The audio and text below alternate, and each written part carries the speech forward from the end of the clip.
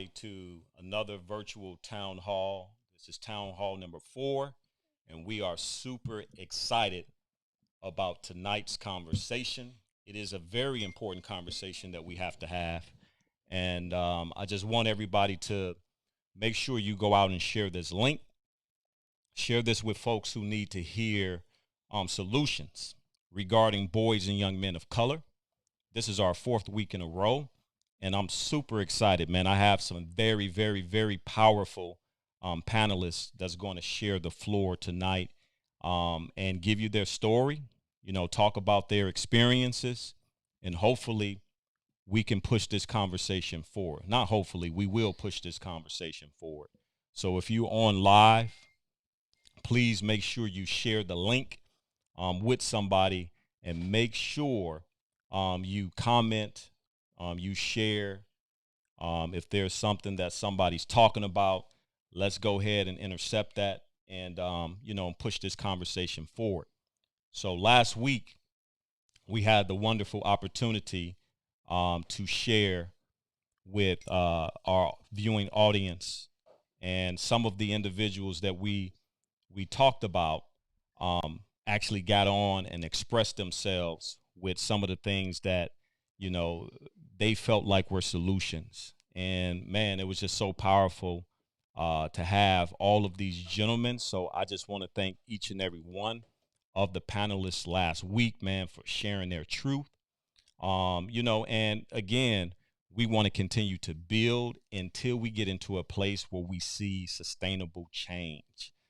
So with that in mind, I'm really excited about tonight's panelist. Our tonight's panelist, we have an opportunity to break bread. These are all brothers I respect at a very, very, very, very high level. And so I just want to quickly give a shout out to every individual that will be joining on tonight. So we have, of course, Jeff Days. Jeff Days, he's an amazing, amazing man, education.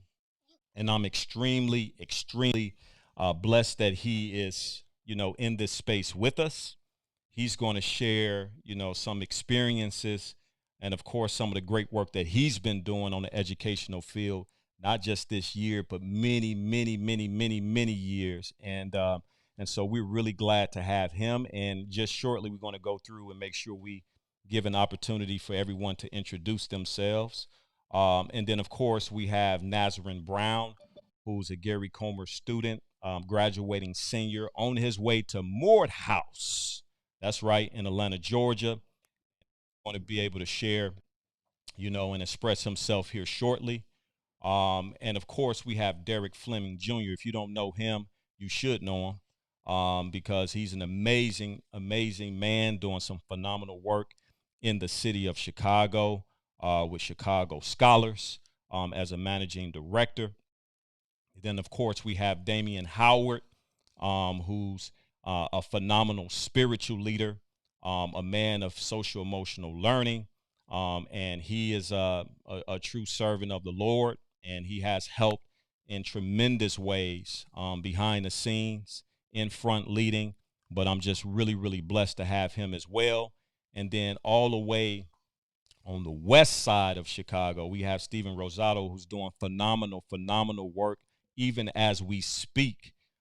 Before we got on the call, he showed us a glimpse of what's happening currently in our community here in Chicago. And so I really can't wait to hear some phenomenal things that he's going to be sharing as well on some opportunities and some jobs that he's going to be talking about that I can't wait for you to hear. And then we have another good brother, Kareem Wells, former drug dealer from the west side of Chicago turned entrepreneur. He's known as the king of the mitzvahs. He's going to get on and he's going to share. And last but definitely not least, we have Dr. Shelby Wyatt, Kenwood Brotherhood. He's the founder of that mentoring program, and I call him the godfather of school-based mentoring, somebody that I definitely look up to and respect and admire and has been doing it many, many, many, many, many years.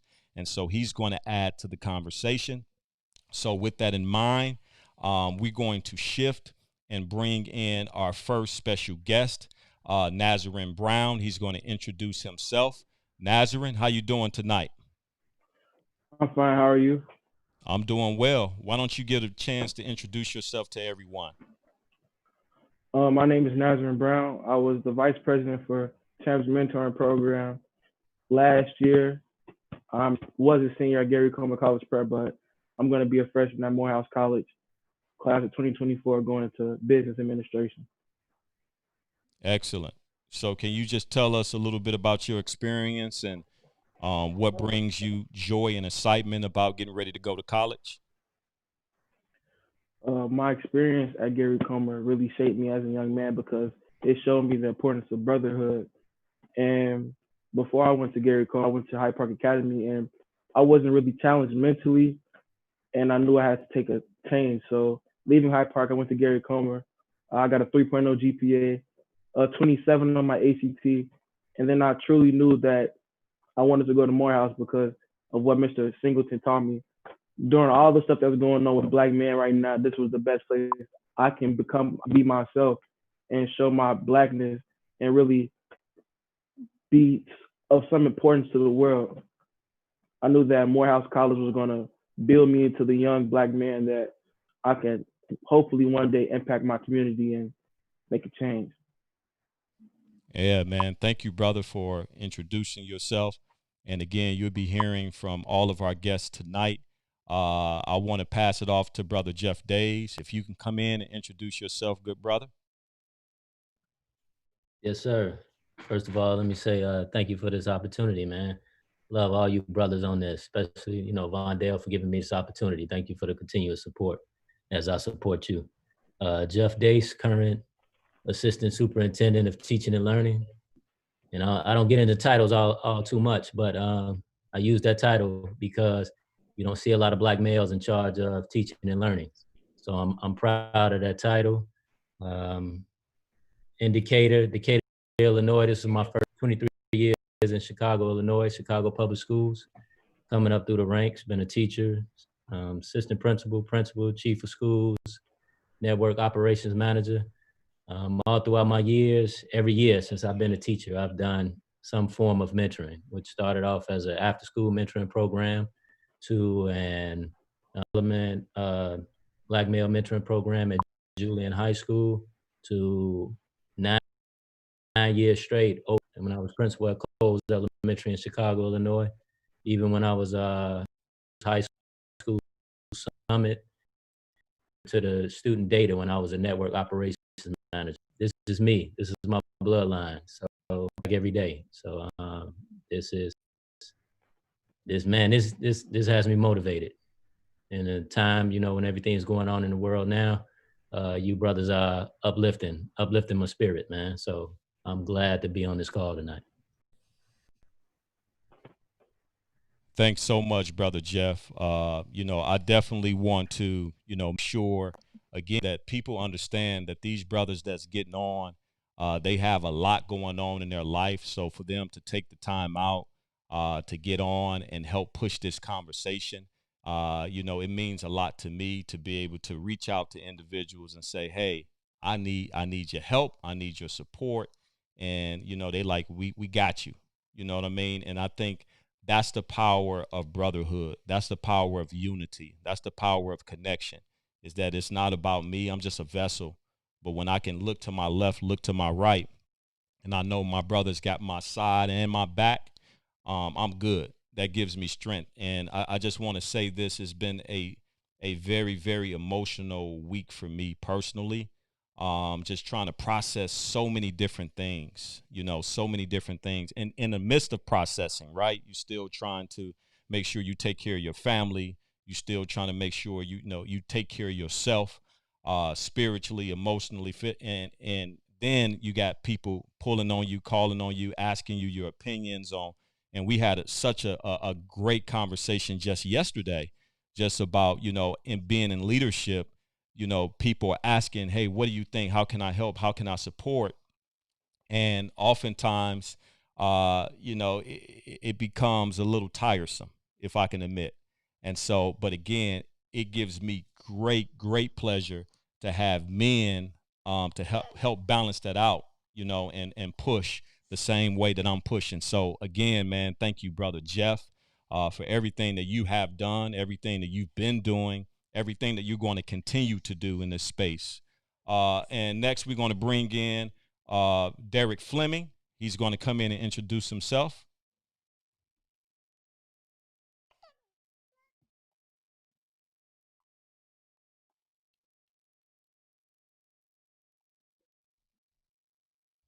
Sit before you all today. In my full-time day, I'm the managing director of Year One program for Chicago Scholars, pretty much overseeing everything related to college access and making sure our students get to the best match fit and financial fitness institution. That's my job. And I have a special focus in leading our African American male or young men of color affinity group there. Outside of that, social enterprise entrepreneur, where I own 2 companies, all around community development, just to sum it up in a bow, and a part of a many community-based organizations that's involving mentorship and providing opportunities for our young people, not just in Chicago, but around the country. I've been blessed to be able to speak at a few places and just using my voice as a vessel to exercise opportunities for other young people. So mentorship is my core. I've been doing it since I was 18 as a peer mentor.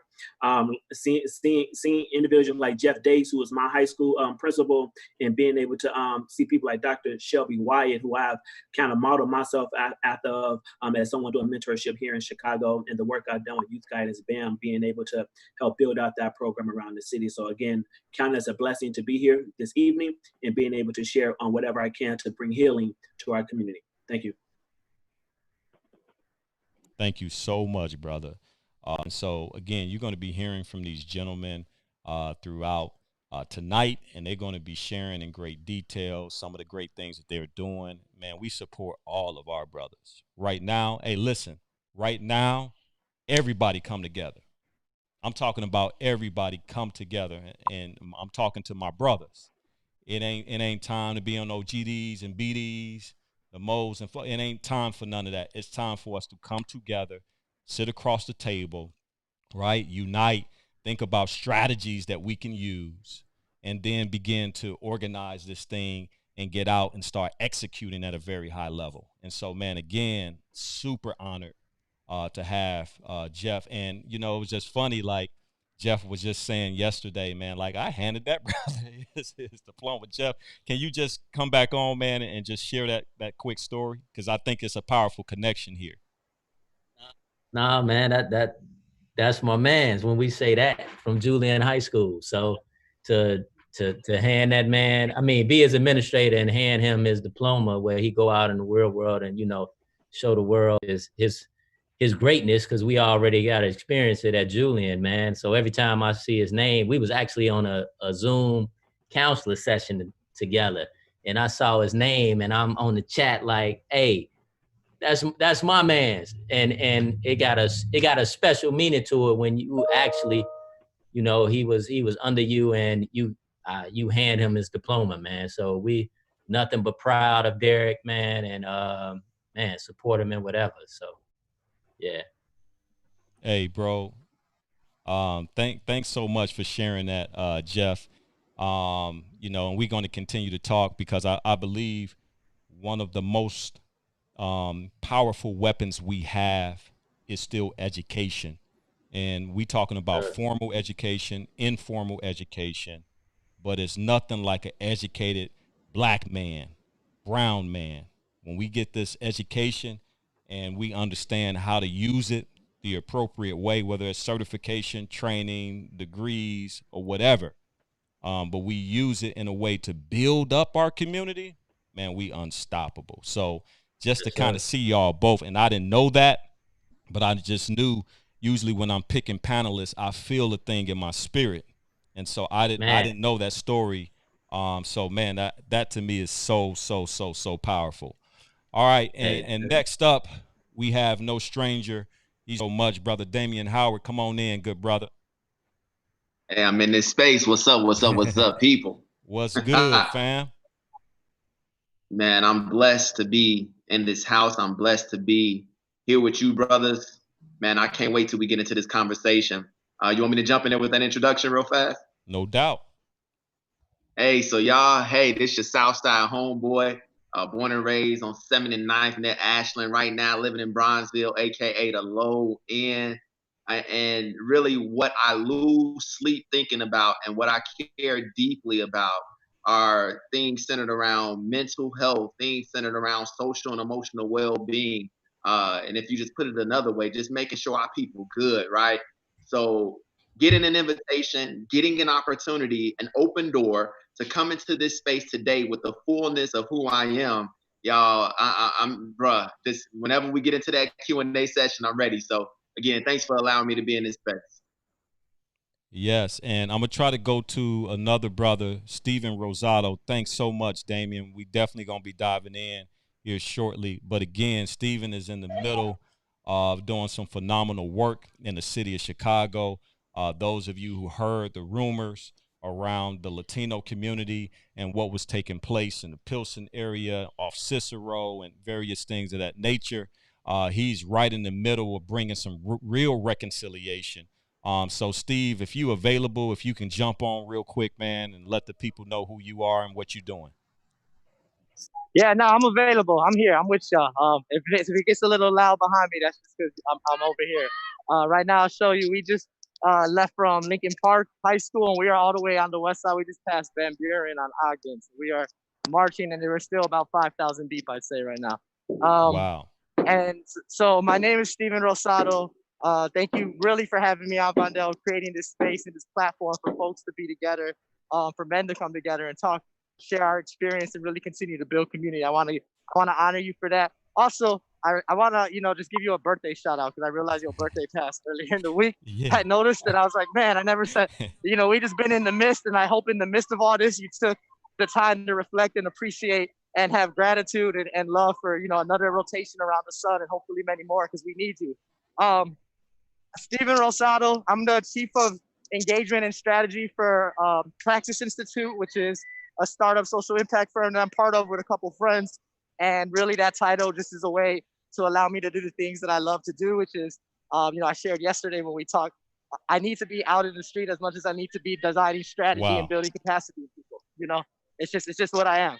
As much as I need to be out, or as much as we need to, build systems and structure for our young people and really get them on these pathways to support them all the way through and do it in a holistic way that's centered around development and all the assets that we can bring into them. And as much as we need to build our collective capacity, develop our collective capacity, right, to heal, and our collective capacity to love, I also just feel like just my soul is, out here with people, where the people that I need to be at. And so we're out here right now, but I'm around. I can hear everything perfectly, and I'm really just grateful for the opportunity to talk to y'all. And just for clarification, can you let everybody know live right now, where are you, brother? Right now, I am on Ogden, and we just passed Wolcott. We're in front of the county hospital, in front of Stroger. We started at Lincoln Park High School, so north side, Halsted and Armitage, went all the way down Halsted, cut it west down Chicago Avenue, then hit Milwaukee, went back southeast, and then cut through the West Loop, kind of zigzag until we got to Whitney Young. Right before we got on this line, like I showed y'all, National Guard outside of our high school, Whitney Young. Outside of our high schools, guarding the high school was the police. What were the police in? Riot gear. This is a peaceful protest. No one's out here doing anything. We're just out here calling for justice, and these cops are out here in their riot gear. The National Guard is guarding the school. We got to really think about what that says, what the message that says to our community. And we've now veered on to Ogden. We're coming up again. We passed in the county, Cook County Soldier Hospital right now. I don't know where we're going towards, to be honest. I just, I had to fall back a little from the group to be able to hear more clearly. And the group's like 5 blocks ahead of me, and there's still probably 2 or 3 blocks behind me. I found a little spot in the middle. Hey, man, be safe out there. We appreciate the reconciliation work that you're doing. And later on, you'll be able to tell us about some amazing opportunities that we're going to share with everybody. So I appreciate you, Steve. Thank you. Appreciate y'all. All right. And, of course, speaking of West Side, I got my brother Kareem Wells. Quo, he's in. Why don't you introduce yourself, good brother? What's up, everybody? It's Kareem Cole Wells. I'm a Level Next music recording artist. I'm an entrepreneur. I'm the owner of Flow Entertainment. Most importantly, I'm a Black man, a human being, and someone who cares about building bridges throughout the different communities. I care about uplifting people and just genuinely doing what's right. Doing what's right. That's who I am. Bro, you are what I believe the epitome of overcoming obstacles. When I see you, when I think of you, I'm saying if this brother, knowing you, knowing your story, can overcome obstacles, no one has an excuse. Because Facts. all the stuff that you've been through, and for you to be here engaged and at a high level, giving back the way that you do is so powerful. So we're going to be coming back to Quo, and he's going to be sharing some of the great work that he's doing with us. All right, brother, Dr. Shelby Wyatt, the godfather of school-based mentoring. He's in, y'all. Come on in, Dr. Wyatt. Introduce yourself, good brother.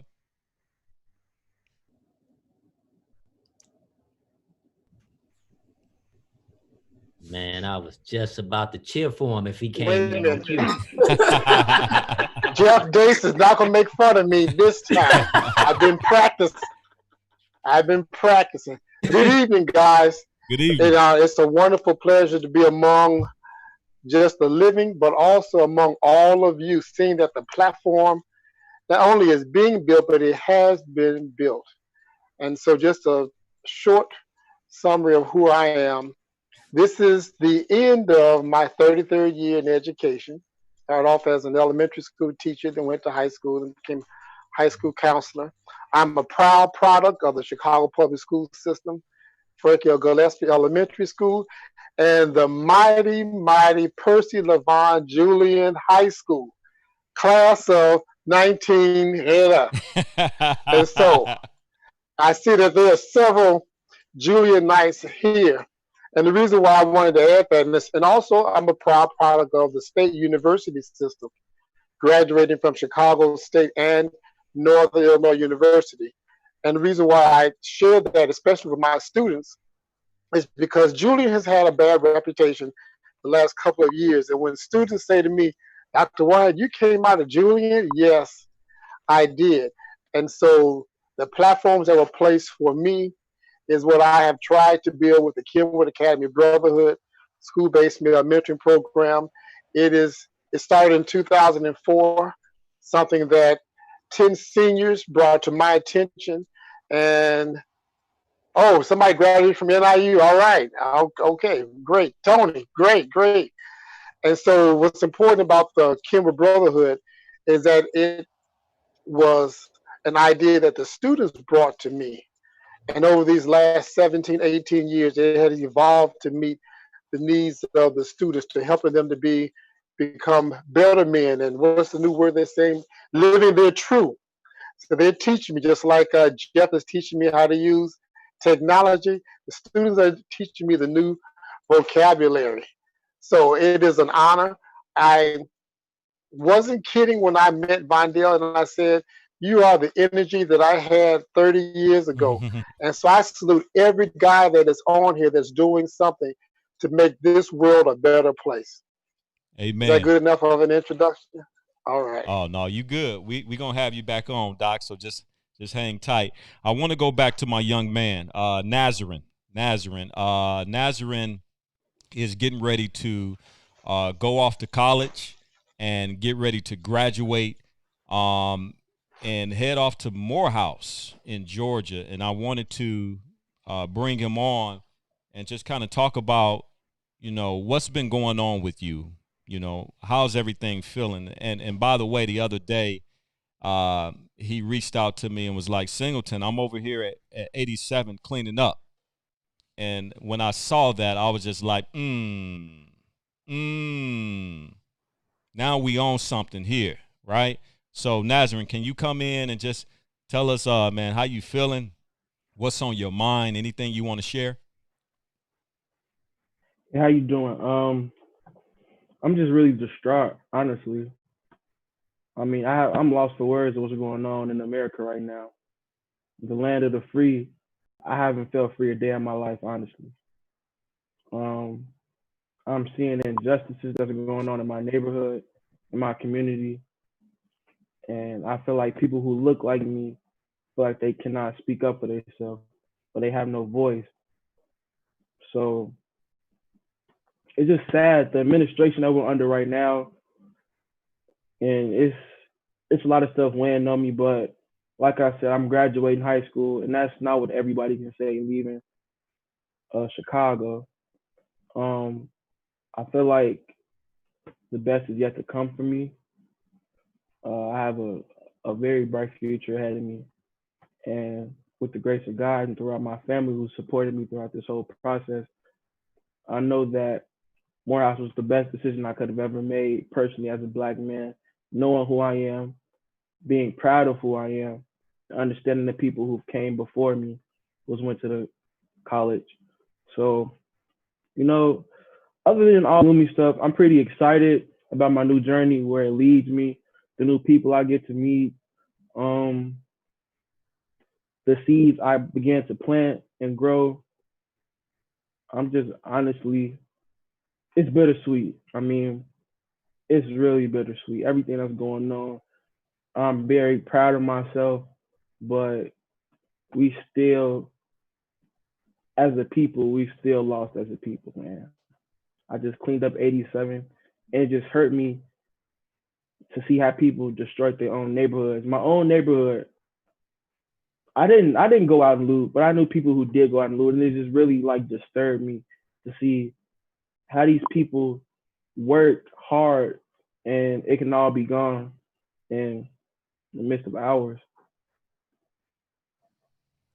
Thank you, Nazarene, for sharing.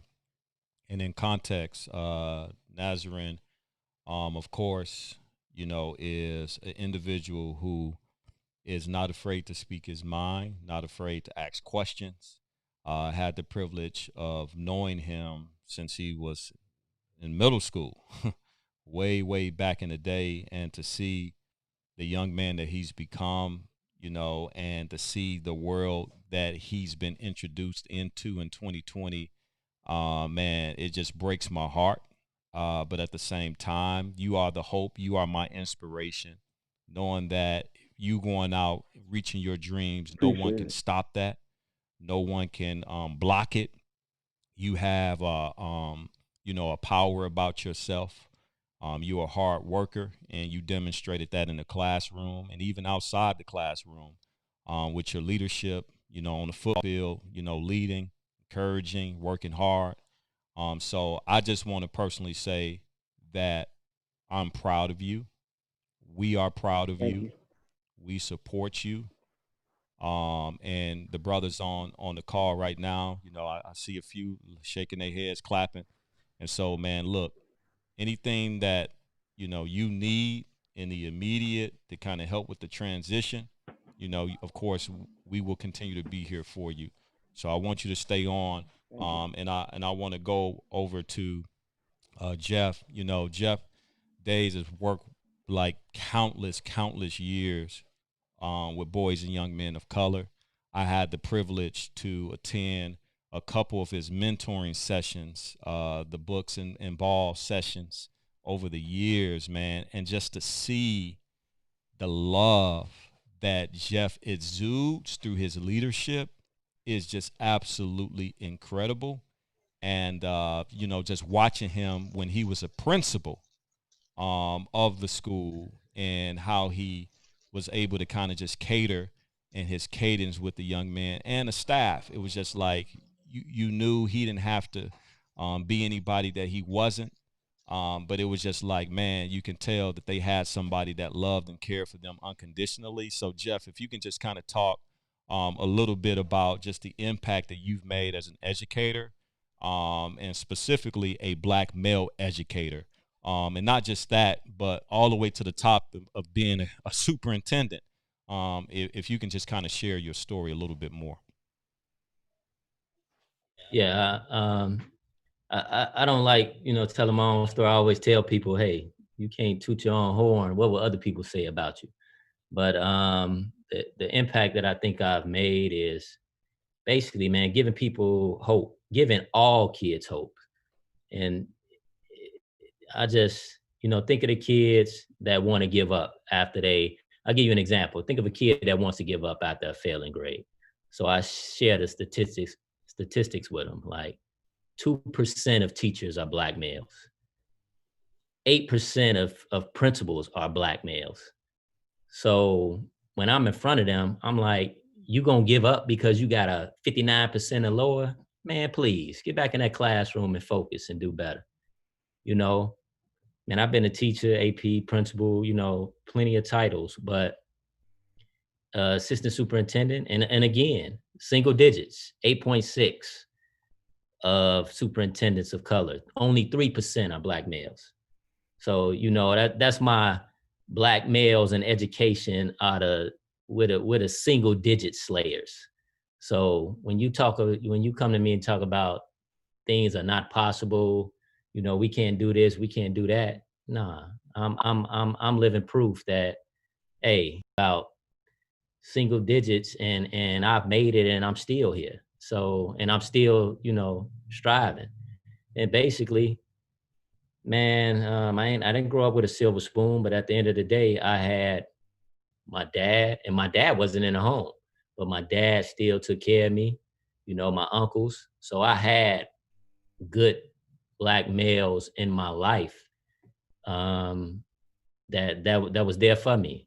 And I know the impact that it can have. I almost failed third grade, man.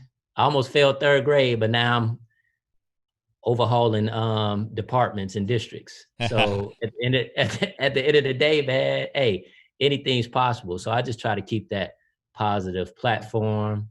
A lot of people don't want to go into education, but I share my story, man. I've been all around the country. I've been international travel off of education. So it's all about what you do with it, man. Like I always say, like a lot of people are out here. Yeah, they living. They got life, but they not living. I'm living this. Come on. At the end of the day, man, I could die today, and I guarantee you, the people that know me, the people that love me and care about me, they gonna say he enjoyed life. So at the end of the day, man, I work hard, I'm gonna play hard, and I'm gonna enjoy this because I'm a man of faith, and ain't nothing promised. So when I wake up, I'm gonna give my all and the fullest to that. And that's why I really appreciated being on the sound check yesterday with you brothers, man. I think Quo said it, and he was like, your spirit, my spirit has been crushed about what's been going on in the nation. And it was just uplifting to hear that it wasn't just me. And I text my man today and was like, man, I think I've been semi-depressed. And he was like, me too. So, as Black men, a lot of times we hold that in. That's right. So I just put it out there, and I have real conversations with my kids. Like, look, you can't do this, you can't act like this, you gotta be able to switch it up from the streets and the school. So I think that's the most impact that I've had. They see that I'm down to earth. And at the end of the day, man, one of the most things that I'm proud of, you said that in the intro, I ain't had to change, and I'm not changing. I am who I am. I'm Black. I love my people. And at the end of the day, I'm going to strive. I love all kids, but some policies and stuff got to change, man. They got to change. That's why, during this, it was like, don't come to me in this moment. This stuff been happening well before 2020. So if I ain't had those conversations with you before this, I ain't trying to have the conversations with you because you ain't been about it. And I know, and you already said, my career, man, my career been about this, been about uplifting all kids, but especially Black males, because I know they got to struggle so much. And if I can make it, man, I'm trying to bring as many up as I can. So preach. At the end of the day, I provided hope. I provided hope to all kids, but especially when I look in the mirror, I got a lot of Black males that can say, okay, if he can do it, I can do it. Hey, thank you, man. And that's why I wanted to have this combination of panelists on for tonight. Just because brothers like Jeff, are often sometimes misunderstood and don't always get the roses while he's alive. He's doing something that he brought up some stats that I want to kind of revisit. 2% of African American male teachers, 8% principals. What do we need to do to change that number, in your opinion, Jeff? Man, we gotta, one of the things they asked me, I had a shirt on, Men of Color in Education. And I think, you know, schools as early as possible need to start promoting the positivity of going into the field of education. It's not all, it's not all negative. And, you got, oh, I wouldn't be a teacher. So you got kids early on who are, deterred from the field. But it's a lot of things you can have a good life in the field of education, man. Just think about what we going through now. COVID-19. It's a lot of people who would have loved to be in education, and they could have been in education because right now it's about to be one of the most secure positions. But we gotta promote the positivity out there and stop projecting the negativity. And that's what I try to do when I get in front of kids who at the high school level, if they're interested in going to education. I tell them my story. I tell them, like, hey, I've been all around the country from education. So it's a lot of things. It's almost like any field. If they don't know, then they most likely they not going into that direction. You can't be you're not gonna be anything that you don't know about. So that's what happens in our neighborhoods, what they see. So that's what I'm gonna be, because that's all they see. So we got to expose them to more.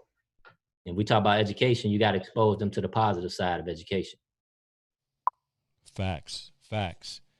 Brother Derek, man, this brother, what can I say about Derek? Chicago Scholars, Derek the Gent, he speaks, he empowers, he mentors, he coaches. But this brother, Jeff Days, was your assistant principal when you were a student. And it gives me great joy to just kind of ask you, what have you learned? What are some lessons that you've learned that you can share with the masses about why it's important not to give up on our black and brown boys, as so many even educators do? What can you share, Derek, to this conversation? I was taking notes as Brother Jeff was speaking. It's funny even trying to call him Jeff. He said, "Call me Jeff." I was like, "I know you're, Principal Days, AP Days, that's still weird to do. I mean, when I meet someone a certain type of way and I gain that respect, I want to keep it that way. And he's always been Mr. Days to me. But it was interesting hearing part of his story, because I don't even think he knows this about myself. You almost failed third grade. I failed third grade and almost failed it a second time. And it took me probably almost 15 years to be confident enough to tell that story. And I remember back in 2017, I was invited to be a guest speaker at one of the Noble schools on the South Side. And I shared that story of me failing third grade and almost fell in the second time. And it was like God blew me across the 8th grade stage. And I was supposed to go to Calumet. But I was able to get into Julian. And I told my father, I have to get out of our community. I cannot go to our neighborhood high school. And for me, I found it as a blessing to attend Julian High School. So to hear that you had some of those struggles, we had that in common, I think is a powerful connection. And something else you talked about, the spirit of men not being able to tap into their emotions. I started off in my career back in Chicago in 2013 as a high school counselor back at Julian High School. I was asked that I want to go to the north side or the south side. And I said, if you hire me for this job, send me to the trenches. And I tell that story because people don't know, when I moved back to Chicago in 2013, I moved from working at the White House in the Obama administration. I was there for 2 years doing government logistics and doing advanced work on behalf of President Obama. And a lot of my peers was like, hey, Derek, you're going back to Chicago to do what? You can go anywhere in the country because you got this on your resume. I said, one thing President Obama taught me is going back to the grassroots and working your way up, because that's what he did. He came to the south side of Chicago and worked his way into the White House. So when I heard you talk about sometimes as men, We have to sit in those emotions. That's what I teach my young men. I've been doing that since I moved back to Chicago in 2013. They have seen me cry. They have seen me hurt, but they have seen me happy. They have seen me joyous. And even my godson that's I'm watching right now, I have to teach him how to embrace his emotions. One thing I shared with you all yesterday is that sometimes as men, we are forced to always be strong and show up powerful, but it's just as powerful to show up in all our emotions as well, because that's how we teach the younger generation to embrace those different things, because they make us unique. So when you think about joy, you also have to think about the pain that comes with life. When you think about happiness, you got to think about the sadness that comes with life. But the thing is, how do you allow your unique story to inspire the community? That's what I've been doing since the year of 2011, when I realized that I had to accept my purpose to inspire the people around me. And if I just do about one person a day and sharing my story, that's what I do. I also believe in authenticity. A lot of times men don't show up in their authentic selves. And I have learned working with Black and brown young men, if you truly, I wasn't the most athletic person. I love gym shoes and I love music. So I had to find the things that I enjoyed to be able to show up my young people. And that's where we found those unique connections. But people don't realize when you think about Black and brown young men, you have to think about the power of your own unique story to find those connections, and the power of authenticity. If you truly want to see the change in your community, you got to show up as your authentic self and allow the community around you to embrace your authentic self and all of your identities. And I think that's the power in being in this circle of men right now, because I could be my authentic self. I could be my authentic self for the young men that I mentor and that I inspire. There's a group of young men that I graduated. I started the school year of 2016-17 with 60 young men. And by the time I graduated, all 60 walked across that stage. And even to this day, Wow. and we're going to year 8 of mentorship, I am still working with the young men. And some of them are in college. Some of them are working professionals here in the city. And even this week, they had called me like, Mr. D, I don't know how to deal with my emotions right now because I'm angry, I'm pissed. I don't know what to do. And I said, sit in those emotions. But come tomorrow, when you have just a morsel of strength, what you gonna do? So I had them out there, doing the work. It was good to hear Brother Brown talking about him cleaning up. That's what my young man was doing in that community of Rose. Like, Mr. D, I was angry yesterday, but today I'm passionate. I want to get up and do some work. But we have to be that example. Sometimes men aren't that example. We don't let them know how important it is to embrace our emotions. Sometimes we have to feel a piece of defeat, and you have to sit in that for a moment. But the thing is, you can't stay there. One thing I share with you, men, and I'm going to wrap up soon. One thing I shared with you all yesterday is this book called The Kingdom Man by Tony Evans. And one thing he said in that book is that we all have a purpose on this earth. We have power and dominion, not to overtake or to take charge, but to lead and lead with purpose. And that's what anyone that identify as male, but especially my black and brown men, we have to stand up. We have to take back our community, because if we don't do it, no one else will. Wow.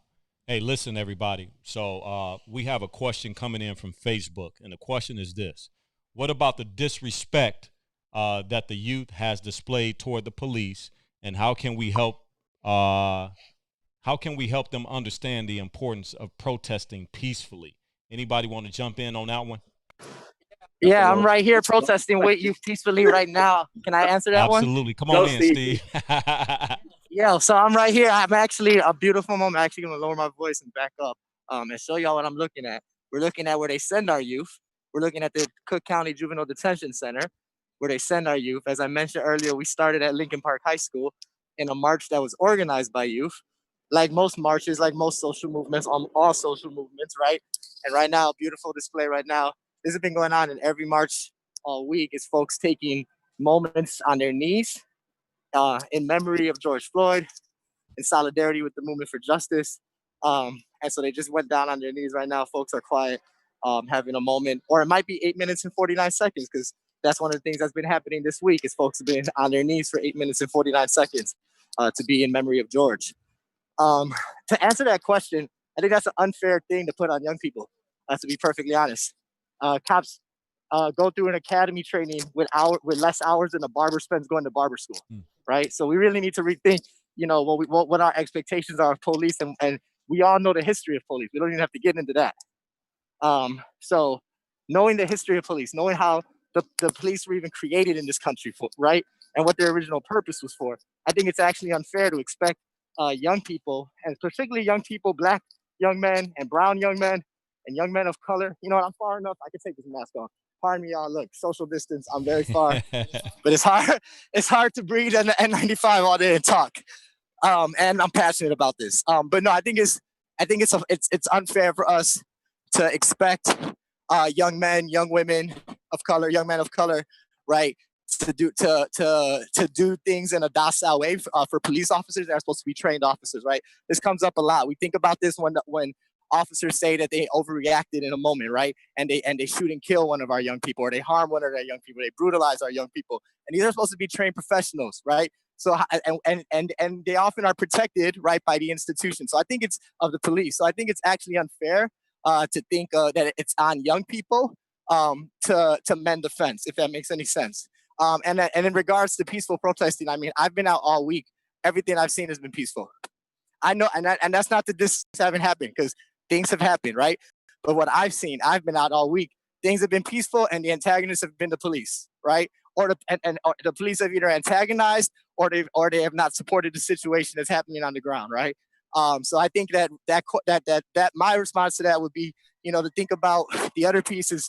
I think it was Jeff Dace, brother Dace, who spoke about the policy piece, and I think Vondale gave you one of the greatest compliments ever. He said that you're someone who's going to be long after you're, be much more appreciated long after you're gone, right? I mean, that to me, when I heard that, I was like, damn. That's one of the greatest compliments I think I've ever heard somebody be given. But you brought up the number of 2% of teachers. I think about, when we think about solving education and what we're going to do for our young people, it's not going to just happen through policy and through education. It's going to happen through jobs. It's going to happen through housing. It's going to happen through healthcare. It's going to happen through the things that Damien and Derek are talking about, where they're going to be given space for their mental health, for their social emotional learning, to be their authentic self and not feel judged, not feel like they have to be whatever society tells them to be, but they can be fully who they are, love for it, and love others. So when I think about what needs to be done here, it's not just looking at the police angle. I think it's looking holistically at the whole system, and how do we center young people first and foremost in all of this. Hey, look, right on. Boom, boom. Yeah. And look, he's on the front lines, guys, taking out his time to give truth to a conversation because of the importance of what we're dealing with. We're talking about boys and young men of color, right? And so it's easy to sit back and criticize something that you're not close to and familiar with. So I want to get Damien involved in this conversation as well, because for the month of May, Damien been doing some phenomenal work with social emotional learning and mental health. So I want Damien to come on and just share with everybody, man, what do we need to do? What do folks need to do to better support boys and young men of color? Yeah, a great question. I think the best thing I can do with my limited time that I have with you all today is to share a story. In 2011, I was a youth pastor of a church on the south side of Chicago. And for whatever reason, I had to transition from that role within about a year and a half. And this other guy came in after me. And I was a little salty about that at the time, because I had grown such a strong bond with these young people. I loved them as if they were my own. And they were loving somebody else, namely this guy who came in as a youth pastor after me. But let me tell y'all, when I started to learn a little bit about this guy, I reached out to him myself to learn of him. I wanted to be salty with him, but he was just such a modest dude, such a confined power type of dude, to the fact that, I couldn't even be salty with him. Fast forward, y'all. The brother I'm talking about is our own Vondale Singleton. So I know he wanted me to kind of get into that mental health piece, and I think I'll be able to bring it back. But I tell y'all that story for this reason. The same modesty that man had and that he portrayed when I met him in 2012, 2013, even as he's been able to connect with leaders on all realms, on all levels, Vondale is consistently not only modest, but he's what Jim Collins calls the level 5 leader. Jim Collins says that the level 5 leader is this person who has, hear me, a paradoxical blend of being able to be modest, and know that it's not all about him, but at the same time, again, has that confined energy that you know that this person doesn't play, that you know that this is the type of person that gets things done. Why in the world did I want to take my already limited time and tell that story about how I wanted to be salty with this gentleman, but I couldn't? Because I just need every viewer under the sound of my voice to understand when we talk about what we need during this time, when we talk about what are some of the solutions and or what is the solution to help us in this season, hear me, here it is. We need definitive, effective, modest, but also powerful leadership. I started with that story about Vondale Singleton because, brother, I'm not just saluting you because I'm on your platform. I'm saluting you because I mean every word that I'm about to say right now. Vondale, y'all, is a leader par excellence. If y'all are watching this movement and following what this man is trying to do in this season, Vondale can be chilling with his young man, with his son. He can be somewhere parlaying with his wife. But instead, Vondale is taking so much time to do these town hall meetings, to make sure that the podcast is popping off right. And he's doing all these things, again, balancing modesty with definitive, decisive leadership. And we're going to miss it if in this moment we don't understand that Vondale is giving us an example of what leadership should and could be. And when you talk about what can we do, what are the solutions, that's it, Vondale. We need to be raising ourselves up to live into the truth of who God made us to be and our own spheres of influence as leaders. Now, here's the question. How do you do that? How does that become? Well, you got to find models like the Vondale Singletons of the world who embody and personify what Jim Collins calls the level 5 leader. And we need to be modest and humble enough. I don't care if it's teenagers. I don't care if you're as old as me. I don't care if you're older than me. We need to find those models and be able to model our lives and learn from these exemplary figures that God has allowed to bless us with in the here and now, and or people who came in the historical past, and build ourselves up, man, build our character, build our emotional intelligence. That is the way we impact positive change in the world. So I just wanted to really salute you, King, because again, you are the personification of the question that you just asked me. How do we come about that type of change? Well, we need to get models, Vondale, and all of what you're about in your life is a sacrificial offering for the world to show us a model of leadership. And when we ascribe to said model, we're all the better for that. So I just wanted to celebrate that, bro. It came to my heart. There's so many other things I could say, but I felt like I needed to tell that story right there. Hey, You know what? Can I jump in for a second? Just a quick second, Vondale. You don't mind, do you? not at all. Go for it, bro. I'll jump in for a second. To the brother that was talking about, he's out there. You know, it was a question that someone raised about, you know, what about what's going on out there? Some of the people have to understand the things that we're dealing with right now, like we've been dealing with 400 years ago. People always talking about why you got to go back 400 years ago? Why you have to go back? Okay, I'll go back 50 years ago. You know what I'm saying? I was just talking to somebody about this in the car before we got on here. This is years and years of the police mistreating us. We've got to really talk about this. Like, where did the police come from? Why do we have police in America today? What was it for? We all know, to get those slaves. And then here today in 2020, we have in our community, in Black communities, we have white cops who don't know the culture, don't know the people. They went to white schools, white family, white friends, white neighborhood, and now we're sending them into our communities to police us when they can't even speak the language we speak, even if it's broken English, even if we say finna. That plays a big part of it. So they're angry, they're mad. These cops are mad when they come a lot of times because the color of our skin and what the media has pushed to them. It's kind of hard to get to solutions when you got so many negative things out here that's happening. It's hard to get to a solution when for years this has been happening. Now I'll tell you, I was out in them streets doing wrong, but answer this question. What pushed me to do it? Why did I go out there to sell drugs? And let's deal with that. You can say, well, you have opportunity. You know, I hear a lot of people say, well, you have opportunities. You have opportunities. Yeah, but it took me forever to get to them because it wasn't none in my neighborhood. So I can say it, by the grace of God, I was able to get out of the situation I was in because the drug dealer, the big drug dealer that taught me how to do it, he believed in me and said, no, man, it's not for you. So he was my superhero, but to the rest of the world, he was considered a criminal. But he saved my life. So we have those role models in the streets. We can't overlook them because they made some bad decisions, but we were forced to make a lot of those decisions because lack of opportunity. And now here we are in 2020, we're asking about these, right? These, you know what, peaceful protests. We're asking about this rebellion. Right? We're asking, why are they burning stuff up? And listen, I've been out there with my flag. I've been out there too. And I was out there for a peaceful protest. I was out there for that. But there's some people that are living on the West Side right now that feel like I have to do this because I ain't got nothing else. And if I can't have it, can't nobody have it.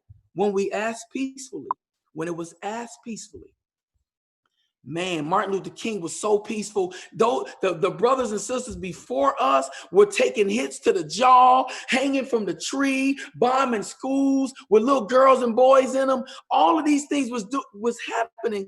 And we didn't go out there with no 9mm and put it to white people's head. We wasn't like so angry that we would have just killed everybody and we went out and actually did it. We took a different approach and we still had knees on our neck. With a peaceful approach. And I'm with the peaceful approach. I got friends who are not with the peaceful approach, and I can't force them not to make that decision. They have a choice to make just like I do, because I want to be someone who shares positivity, right? But now here we go, this happens, COVID, right? We talk about this whole COVID thing. We've all been on lockdown. Everybody, Black, white, Latino, my dog. Nobody can really go out, right? So we in the house frustrated, and now everybody's forced, the people that may have more resources, that live a better life, they're forced to sit down. You can't go to the doctor, to the grocery store. You have to be in by this time because it's something that's going to get you. You're feeling hopeless, right? Everybody's feeling hopeless. And I've been saying this to my friends who call me and talk to me and reach out to me for something. I tell them this. I say, this is what it feels like to be Black in America. This is what it feels like to be Black in America. Hopeless. People telling you when you can go and do something. Now we all got a taste of it. And now, where my office is at downtown on the Gold Coast, where a lot of my business is handled in Highland Park and on the North Shore and all these, more privileged places, we've all been disrupted. We've all been disrupted. Our bubbles have been bust. And it is time for everybody to recognize what's going on, because this solution is not going to be like a light switch. It's not. It's not going to be like click. We're healthy. Everybody's good. We just stopped the violence. It's a deep-rooted thing in this country that has been hurting us. And don't ask me to get over it. Don't ask me not to think about my people and that's not fair to me, because I have Jewish brothers and sisters out there, right? And they've been through something horrific.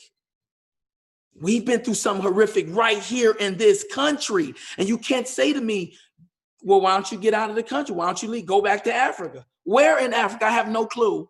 I have no clue where I'm supposed to go. Before we can get to the solution, we got to address the pain.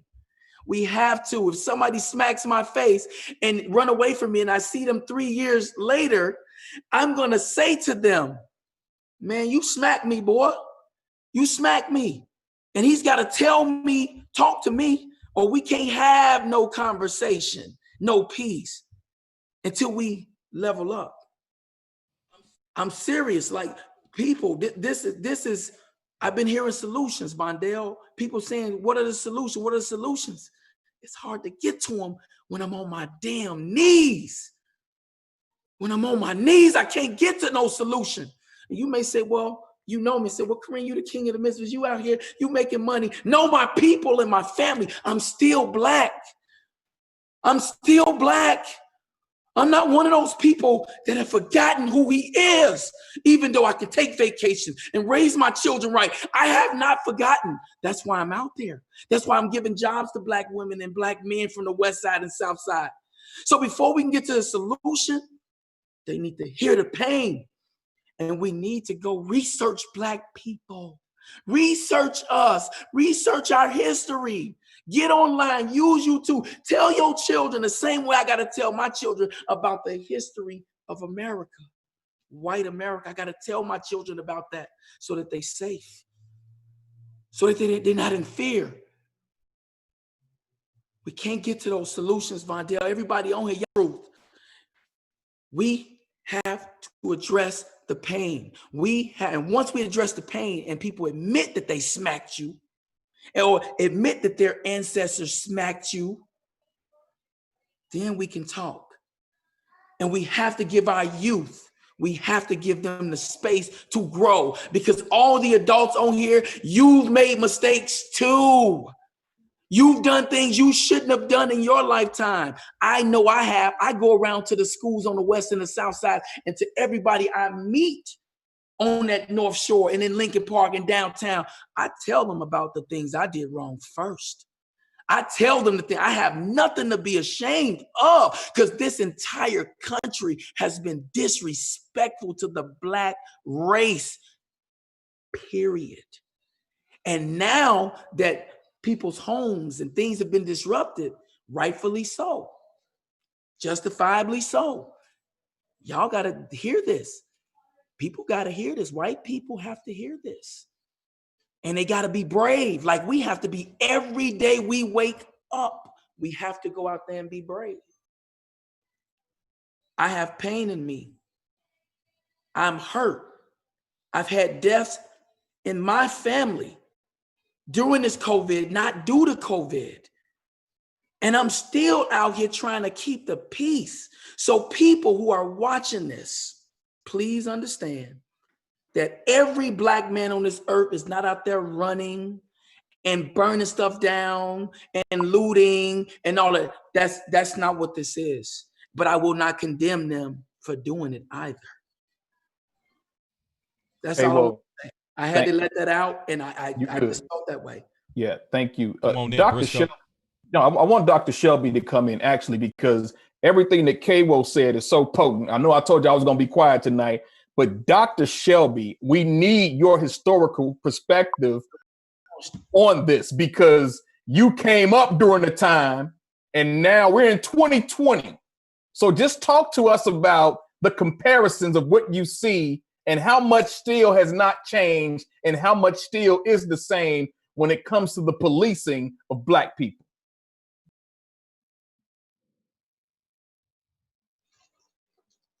Am I on? Yes, sir. So I will try to make it as brief, but hopefully that it is potent. And I'm not asking or expecting anyone to be religious, but I spent a lot of time with the elders. And I knew my grandparents, and both parents were at home, and I had an extended family, and all they talked about was be courageous and confident. Don't bow to anyone, bow to your maker. And when I was a child growing up, every January, my family would make me sit down and read this book. And if I had time, I still have it. It's called The Negro Book. And they would salute all of the accomplishments from the beginning of recorded time up until I was a child. My parents made us sit down and read it so we'll know how important we are and that how we have to stand strong. Along that same lines, they would tell me stories about how my family grew up was from Alabama. And, that was in the center of the whole civil rights and oppression. And when those girls got bombed at the 16th Street Baptist Church, It was right down the street from my family's house. And even in light of that, they never taught me to cowtail. And for that reason, sometimes, and Jeff Days can, there's some in CPS hate when I walk into a room, because I'm going to say, you are not educating my kids the way that they should be educated. The police have some issues, but I wrote in the chat here, whether you're religious or not, the Joshua 1, the whole chapter of Joshua 1 talks about Moses is dead. Can't do nothing with Moses. He's dead. The Lord thy God says Moses is dead. But for you to be courageous and confident and moving forward. And so I wrote on in here also about giving our young people now who are upset, who are angry, who have a right to be frustrated, a platform to express how they feel. You want to always be aware of your emotions so that you can make a conscious decision on how to respond to your emotions. Again, coming from a biblical perspective, Solomon said there's nothing new under the sun. And That's right. everyone who has spoke before me have told the same story about how trying to control. Well, my sister took it a little bit further. Years ago, we was having a discussion. I'm the baby. She was the middle child. And she would say, you know what? Think about it. We as black people, we are the chosen people. And so it's like jealousy that comes from the outside that we are still able to make it. Though you slay me, still I will move forward. And so many accomplishments. And that's what I would encourage our younger people, not to be stuck in the past, but also to be what you're doing now. They're doing wonderful things. During my introduction, I mentioned about the brotherhood. The brotherhood is not the same. The school-based organization that I created in 2004 is definitely not the same of what's going on now. What had to happen, I had to listen to what the young men were saying to me about what their needs are. Because hanging out in the street today is not the same from when I was a kid hanging in the street. You know, you've heard the story about when the street lights That's right. came on, you went running home. Well, we played in the street and we did all these different things. And yeah, if you saw the police coming, you tried your very best to get back to your safety net. But I needed to hear what is going on now. And so the brotherhood was shaped to meet their holistic needs, not just the academic side. Yeah, I'm a teacher and I'm proud to be a teacher. I'm a stern teacher. I don't play. He I don't don't play. play with anybody's kids. I don't play. But one thing that every student who has come across me can say, he's been consistent because I never know when I will see you again. So I have to tell you the truth. And the truth is that the world belongs to them. And so I agree with what has been said. And I encourage all of you to grab hold. I encourage you to empower each other because the work that you are doing now can become tiring. And self-care is so important. Emotions are high now, and it takes some people. I would say to my kids, a fool, an idiot will get you killed. And so for that reason, in your community, you need to have contact relationships with those who will say to you, man, that ain't right. That they love and care enough about you to pull you aside. Those are the close friends that I have. They dropped the doctor off my name and they said, get over here. What you do, like you said, young man, but we all have done, it's some things I have done that I am definitely not going to tell until I meet my maker, and I'll say, well, oop, my bad. Can you forgive me for that? And so I share that at times with the kids, and they tend to ask, so Dr. White, how long did it take you to be in school? I said, I went straight for 17 years. And then the comment was, oh, that's just too much. I said, let me ask you this.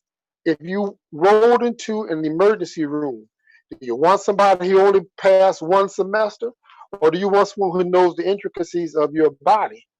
You want someone to walk in with a book and say, well, let me see, what does this pain mean? Or do you want someone who has studied? You want the best because you deserve the best. And you can tell from the little bit of passion that's coming out. I demand excellence. If excellence is a D average for you, and we've talked about it, okay, well, now what are we going to do to move forward? And so, yeah, things have not changed. But this is 2020. And this world is going to keep revolving. And we need those young brothers and sisters to have a platform like what Vondale has here in place to express. Listen, we don't listen to kids. When I was a kid, children were to be seen and not heard. But the kids are speaking. So once they speak, they are looking for elders who have some wisdom and common sense to direct them in the correct way. Although I am a counselor and have been a teacher, and I'm at Kenwood now, and there's a different impression of Kenwood Academy that only the smart elite kids there. No, it isn't true. I have counseled some of everybody. I have formed relationships with some of everybody. I have learned a little bit of the drug trade. And some kids were surprised when I didn't run out and call the police. I said, well, teach me about this.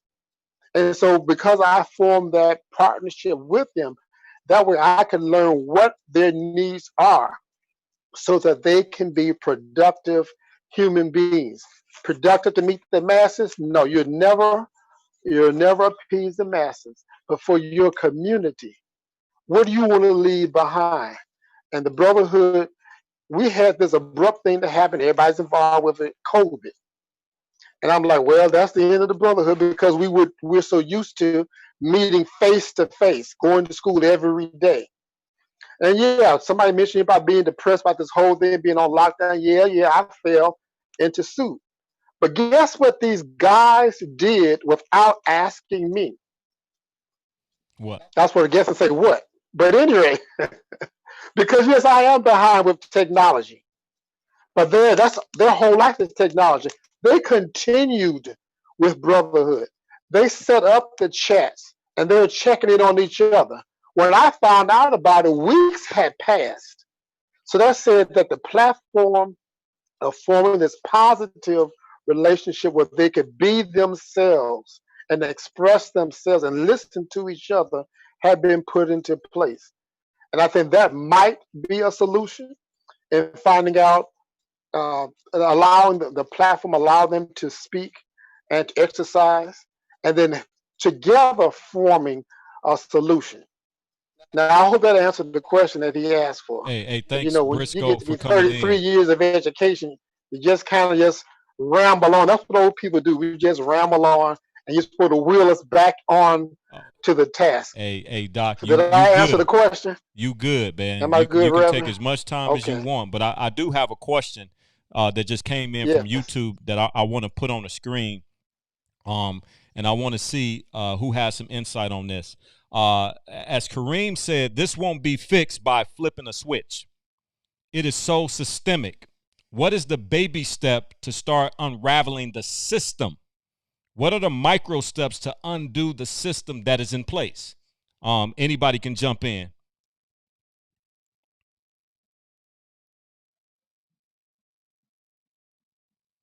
In order to change or fix that system, you have to learn it.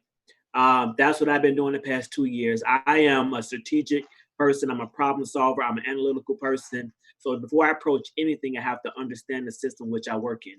And as I was telling somebody this earlier, there are different people that need to help destroy or break down the system. You need the agitators. You need the people that's on the street. But you also need the innovators. You also need the people that's going to be the strategic thinkers. You have to be the organizer. Like everyone has to understand their role in this. But the first step is understanding the system which you work in. Now, once you do that, and I have to really thank the fellowship program that I'm in, Surge Institute, because they had me break down the letter from Birmingham jail a little bit different. Like I went to HBCU, so they teach us all those different types of things. However, when I read the letter from Birmingham jail for like the 50th time in a different understanding, in a different level of my education, I understood the tools and the systems that Brother MLK developed about teaching them how not to respond when they lash at you. Thinking about the long-term goal in order to break down the solution. What we're dealing with right now is centuries old. It ain't 10 years old. It didn't just happen yet. Like, this is centuries old. So in order to break down a century-old systemic issue, you have to understand it. And then you have to figure out how to slowly infiltrate it. And this is where we as a Black and brown community suffer. because we're not as connected together as we should be. In order to overturn this systematic oppression that's filled with white supremacy, all the isms, starts with first understanding and figure out how you're going to infiltrate, place people in position. In Chicago, we think about our Black politicians. I believe every Black politician in Chicago start off with a good heart. But in the midst of trying to get to that seat of power, some of them had to sacrifice some things, and they sacrificed a little too much, and then had to appease the people to help them get into that seat, which then moved them away for what the work they wanted to do. That's the main reason I would never run for political office, and I have been tapped quite a few times. And I'm like, because I'm like, in Chicago, I can't speak for everything around the country. I know in Chicago, and I have some colleagues that I respect as politicians. However, for some of them, they lost their way along the way. And so when we think about trying to overturn the systematic oppression that we're dealing with just in this day, it's not just about organizing something for next week. We need to be organizing for the next 100 years. And this is where our forefathers failed us. I'm not talking about Malcolm and Martin and the ones that was taken from us. I'm about the ones that's still living. And they got comfortable and didn't teach us shit. And just allow us to exist.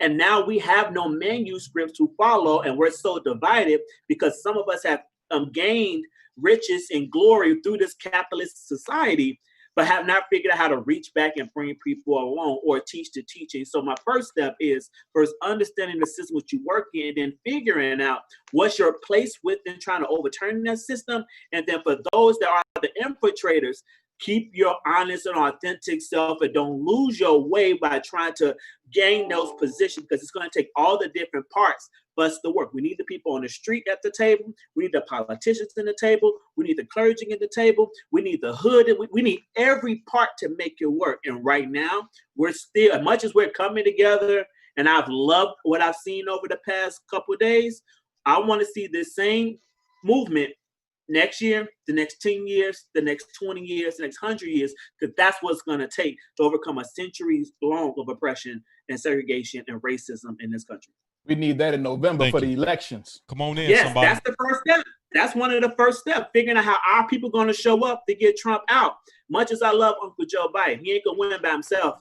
He ain't strong enough to take out Trump by himself. So he has to figure out how he's going to use the foot soldiers on the ground. A lot of us, that's us on this phone, on this call, figuring out how we can galvanize, like Brother Steve been doing out there with the young people, galvanize and bring them together to figure out how to get them to the polls come November. And then once we change that seat, the following year, how do we make sure we get them to show up for the local elections? And then once we overturn that, then we can start figuring out the other pieces through education, through housing, all the things Brother Stephen talked about.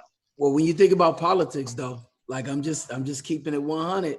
We talking about West Side, we talking about the hood, we talking about guys that are like, man, these politicians only come around when they want November come.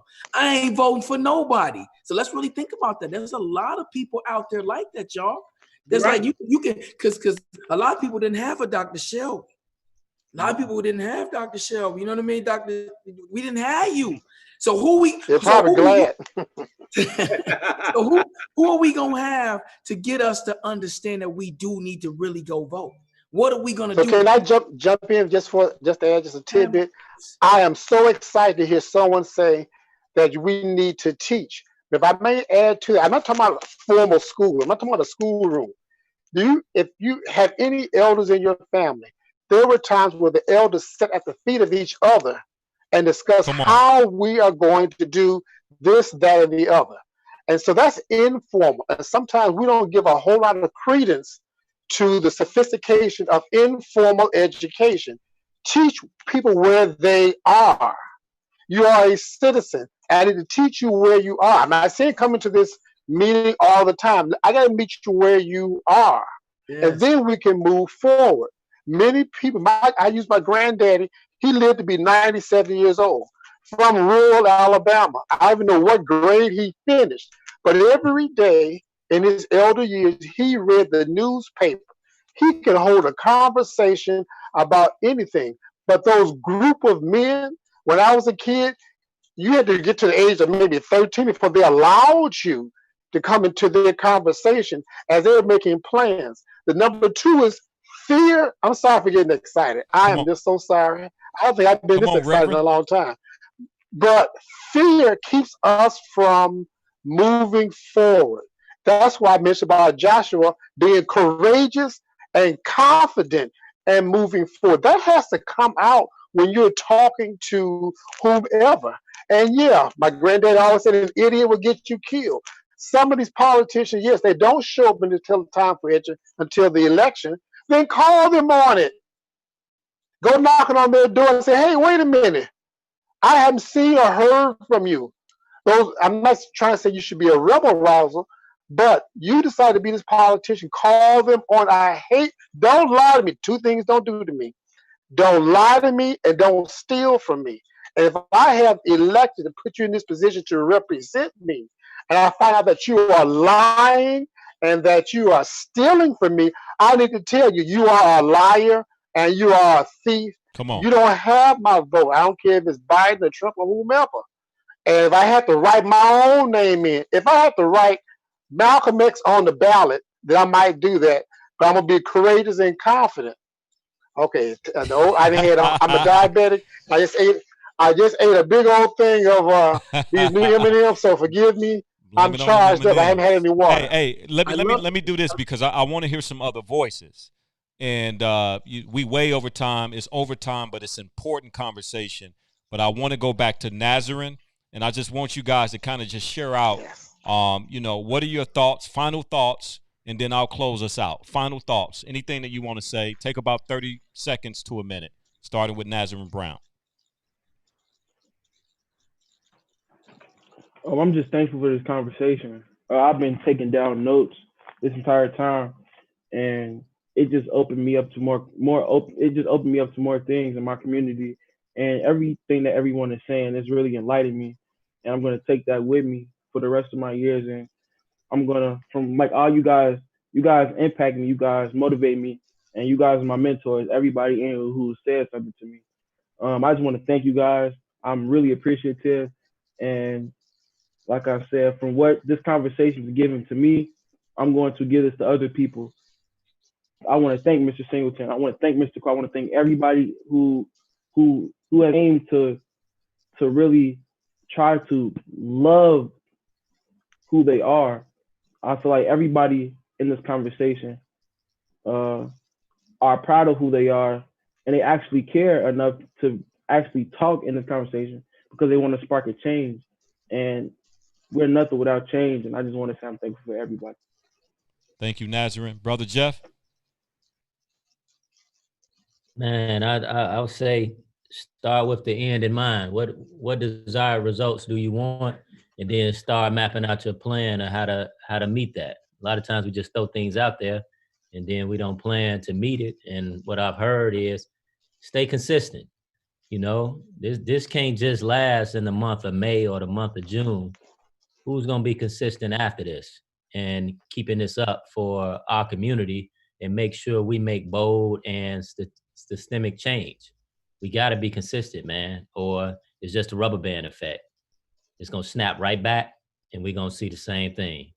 And we can't do that. Thanks, brother. Brother Derek? I just want to give you all three things to support boys and men of color right now. If it's a son, a nephew, a mentee, I want to give you three things, and this is what I've been telling anyone that's allowed me to speak around young people. First, engage them. If you've been engaged with them before COVID hit, before the world has blew up again, continue to engage them, meet them where they are, let them know that you're still going to be present and you still are present. Second, some type of social emotional learning. I know this is Brother Howard's secret sauce, but think about that mindfulness or that emotional intelligence. You're not going to be able to teach them all the things around mental health right now, but what you can teach them is how to acknowledge their emotions and then figure out how to use them to empower them. Those are two things you can do right now because everyone's hurting. And the last thing is self-advocacy training. You have to teach them how to ask for the things they need right now.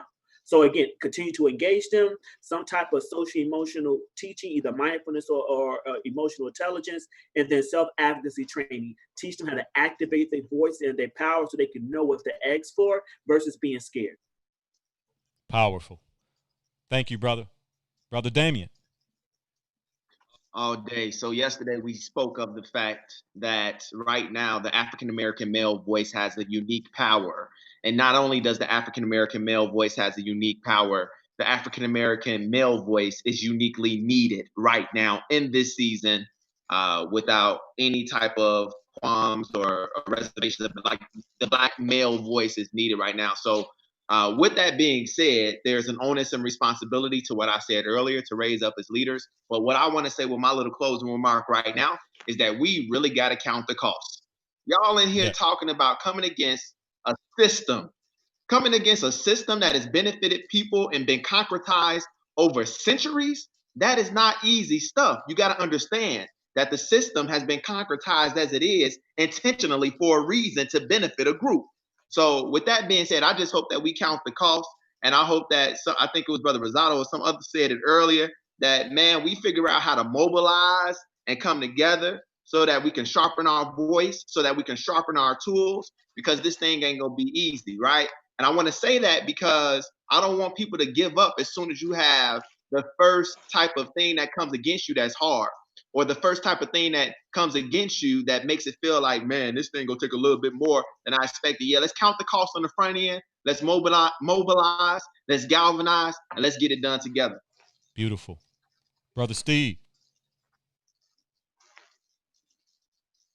Hey, what's going on, y'all? What's happening, baby?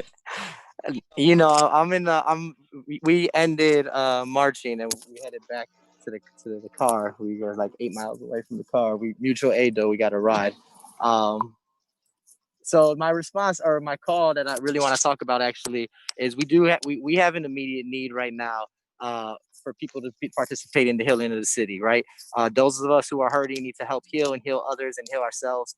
And in particular, we really need our men to step up, right? We always lean on the women to do the work, the women to organize, the women to heal, the women to do that work. And we really need our men to step up and step into this healing work and creating the space for young men, for themselves as well, and for their own families and communities to heal. And with that, you know, I sent you something earlier, Vondale. We have a call to action, myself and my colleague, my partner, Terrence Pruitt. We have a call to action right now where we're looking for for men this summer, men who do work with young people, who do work with older young people, with those young people that are 16, 17, 18, early 20s, right? And do work with those groups of young people. We have a call to action for them right now to get with us this summer. We're launching a Healing Institute this summer, and our goal is to serve up to 200 young people across the city if possible. We're working out all the nuts and bolts of it right now, trying to get the funding secure. Things are moving fast, hopefully, and scaling this up, and we're trying to get everybody on standby to be ready, who would be down for this, who could commit 8 weeks this summer, starting at the end of June, to get trained in this healing work, and then to go do this healing work with young people, and most importantly, train them to heal other young people and heal their families and communities. And the other thing I want to add to that is, again, I did say it was paid. It's paid for both our men and our women, right? But I'm just really calling out to the men because we lean on the women too much for this work.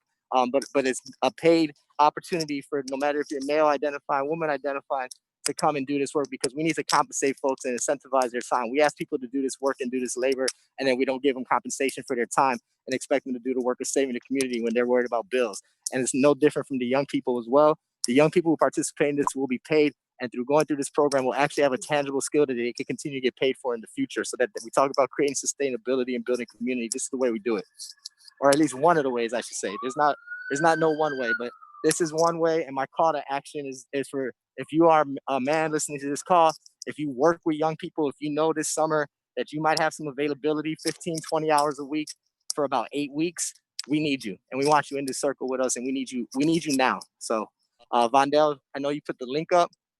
Thank you for that. Yeah, we just shared it on Facebook and YouTube. There are about 40 people that's still live with all of the platforms. So thank you for hanging out with us. But I want you to click on the link that I just shared and make sure you sign up. We need you. And this is an opportunity for us to engage at a very high level for what we expect to be a mental health crisis coming out of this pandemic and epidemic. So thank you, brother Steve, and be safe out there, brother. All right, brother Quo. Thank y'all.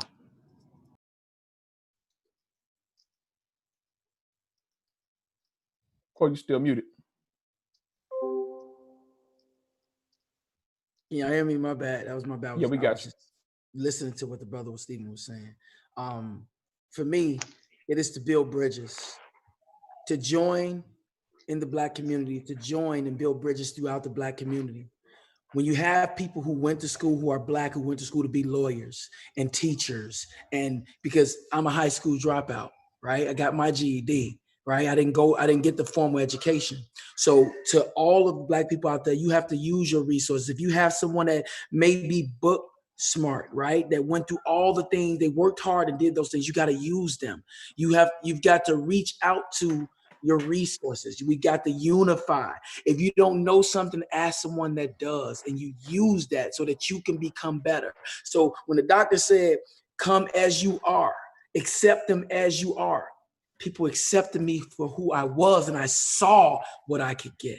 My boy Chief, who was a drug dealer on the West Side, believed in me and he pushed me, right? So he took me as I was.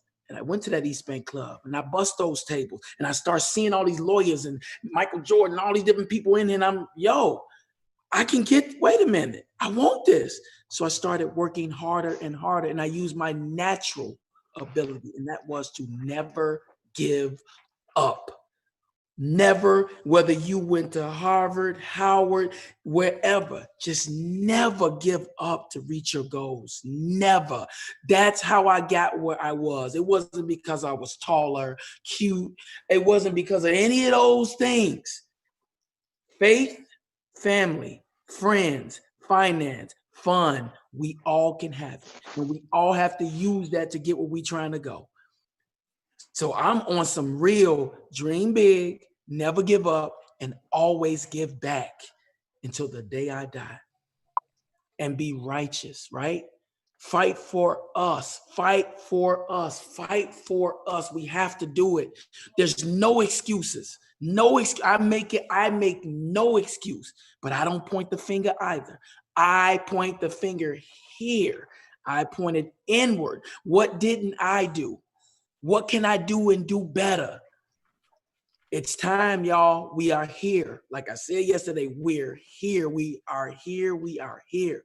Let's get it.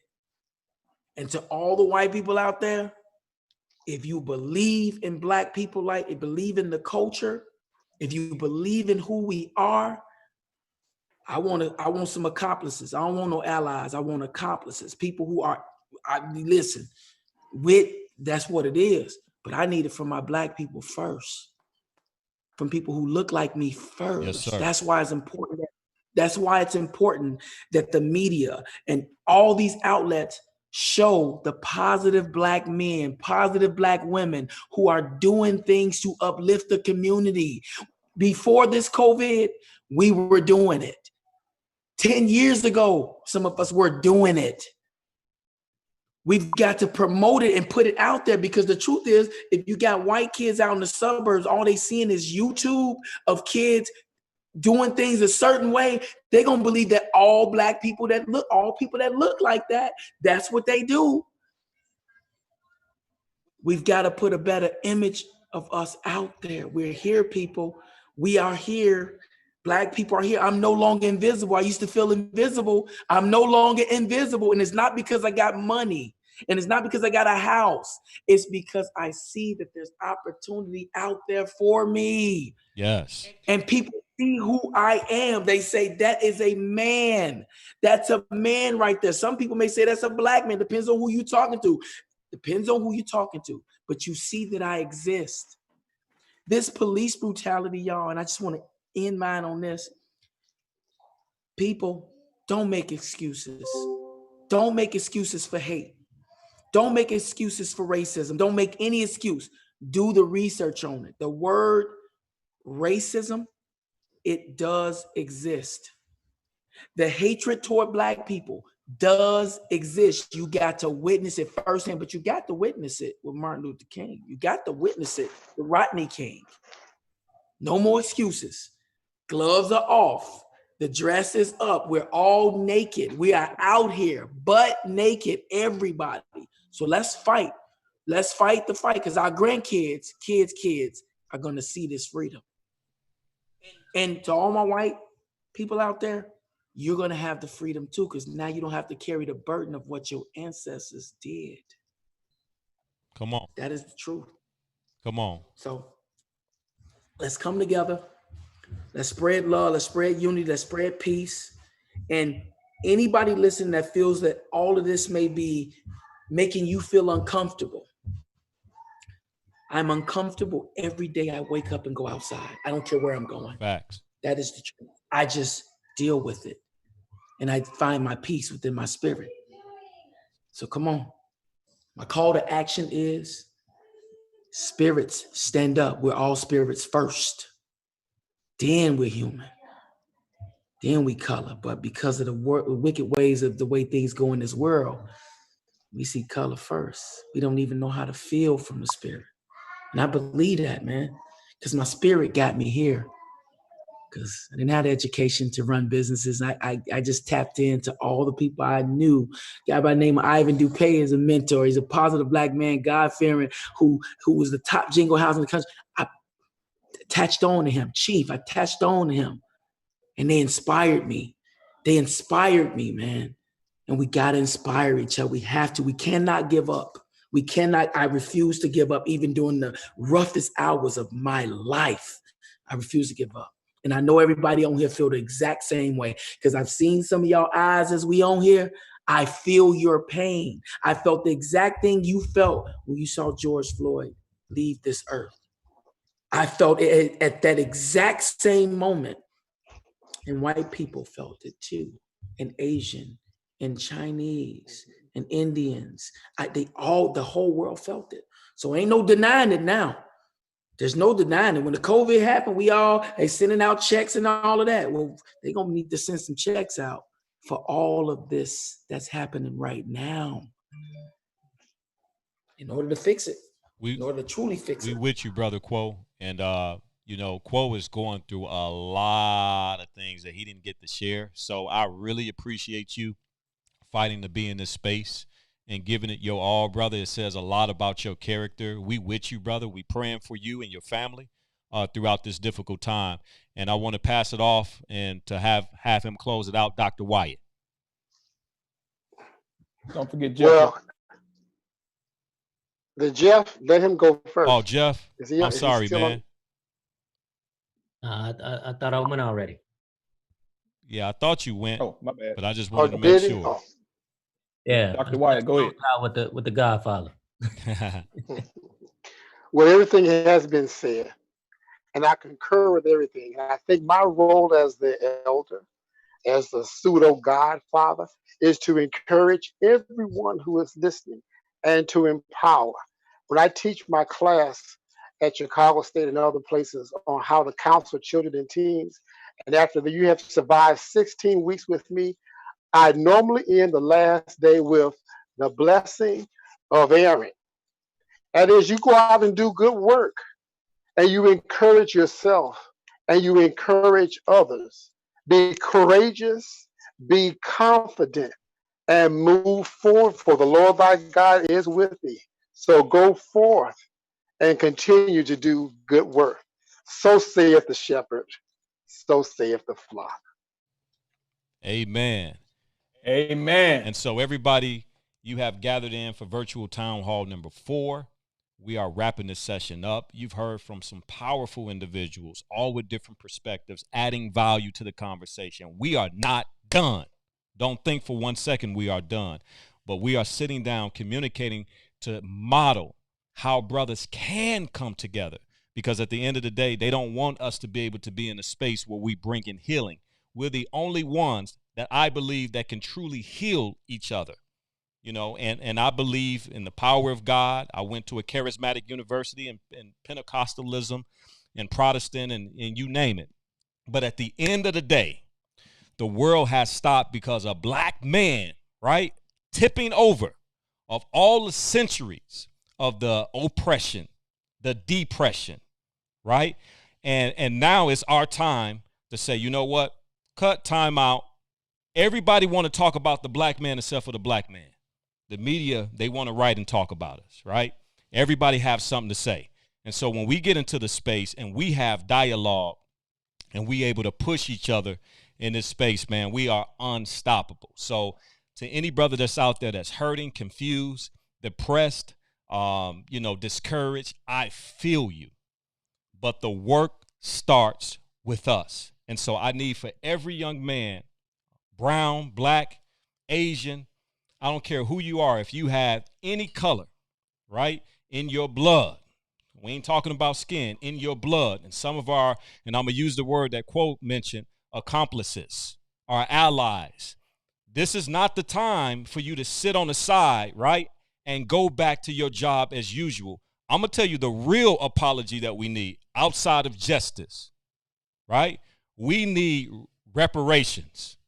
It's time for the wealth of the wicked to be laid up for the just. So donate to a nonprofit. That'll show me that you rocking with us. I don't want to hear you doing great work and clap for me. We need for you to prove it. And so I just want to thank all of the panelists tonight. In 2 weeks, we actually going to shift it. We're going to bring women on, our queens who have been holding us down for centuries, get on and lead this great work. So again, everybody, make sure you share. Make sure you keep this dialogue going. You conversate, you learn. And I just want to thank everybody for giving their time tonight. God bless.